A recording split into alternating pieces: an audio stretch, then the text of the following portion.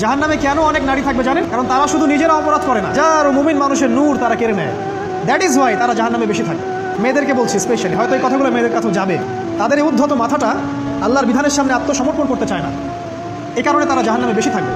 রাসূল বলেছেন কিয়ামতের আগে মানুষ জেনা করবে, জেনাকে মানুষ জেনা মনে করবে না, মনে করবে এটা অ্যাফেয়ার, ছেলে মেয়ের ক্রাশ। এখন নতুন শব্দ আসে কি, ক্রাশ।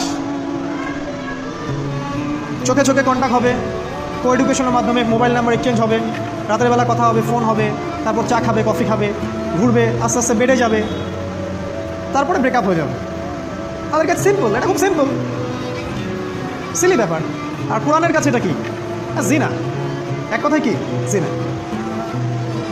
জিনায় লিপ্ত থাকা অবস্থায় দোয়া কবুল হয় না, কিন্তু মানুষ যদি এটা থেকে বের হয়ে তওবা করে আল্লাহর জন্যে, তার দোয়া অনেক বড় মানুষের দোয়ার মতো কবুল হয়।